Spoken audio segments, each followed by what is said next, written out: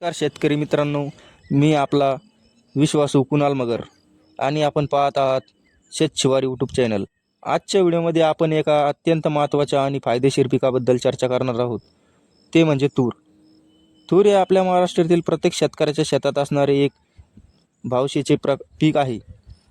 आज मी तुम्हाला माझ्या शेतातील तुरीचे अनुभवाबद्दल सांगणार आहे, जे नक्कीच तुम्हाला तुमच्या शेतीमध्ये नवीन प्रयोग करण्यासाठी प्रोत्साहित करेल. सर्वात आधी मी तुम्हाला आमच्या लागवडीबद्दल सांगतो. आम्ही ही तूर 2 बाय 8 फुटाच्या अंतरावर लावलेली आहे.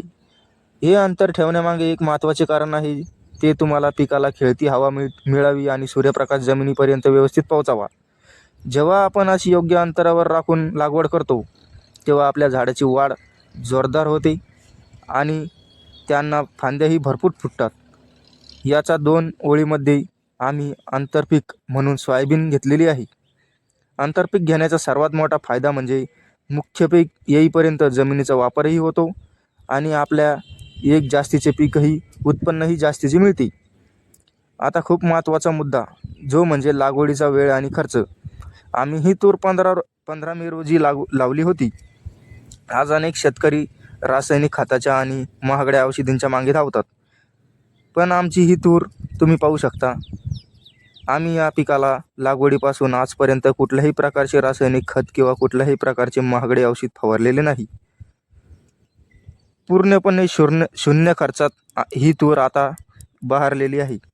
जेव्हा आपण मातीला चांगले शेणखत किंवा सेंद्रिय बळ देतो, तेव्हा पिकाची रोगप्रतिकारशक्ती वाढते आणि आपल्याला औषधावर होणारा मोठा खर्चही करावा लागत नाही. तूर हे पीक केवळ वाळलेल्या दाण्यांचे नाही, तर हिरव्या शेंगांसाठी सुद्धा खूप महत्त्वाचे आहे. जर तुम्ही मार्केटमध्ये लक्ष दिले तर हिरव्या शेंगांना खूप चांगली मागणी असते.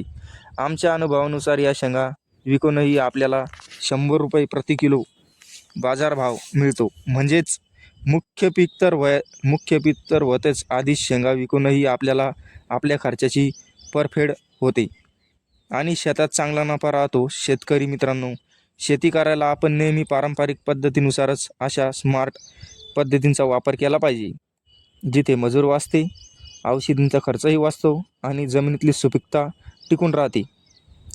तूर आणि सोयाबीनचे हे कॉम्बिनेशन तुम्हाला तुमच्या जमिनीच्या पोतांनुसार आणि पावसाच्या उपलब्धतेनुसार नक्कीच करता येईल.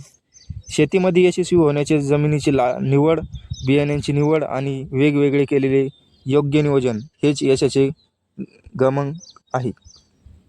मी हे सर्व प्रयोग स्वतःच्या शेतात करत आहे आणि मला त्याचे सकारात्मक परिणाम दिसून येत आहे. तुम्हालाही जर अशा प्रकारचे कमी खर्चात आणि नैसर्गिक पद्धतीने शेती केली तर नफा नक्कीच वाढेल.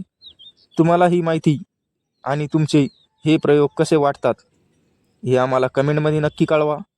जर तुमच्या मनात काही शंका असेल तर ती आम्हाला कमेंट करून नक्की सांगा आणि तुमचे काही प्रश्न असेल तर तेही आम्हाला तुम्ही बिनधास्त असे विचारू शकता. आमचा हा प्रयत्न जर तुम्हाला मनापासून आवडला असेल तर या व्हिडिओला एक लाईक नक्की करा. जास्तीत जास्त शेतकरी बांधवापर्यंत हा नक्की व्हिडिओ शेअर करा, जेणेकरून शेतकरी कमी खर्चात शेती करण्याचे नवीन तंत्र समजेल. आणि हो, अजूनही जर तुम्ही शेतशिवार यूट्यूब चॅनलला सबस्क्राईब केले नसेल तर आजच करून टाका. कारण की अशाच नवनवीन शेतीविषयक माहितीसाठी आणि नवनवीन प्रयोगांसाठी आमचे चॅनल पाहत राहा. आजच्या व्हिडिओमध्ये इतकंच. भेटूया पुढच्या व्हिडिओमध्ये.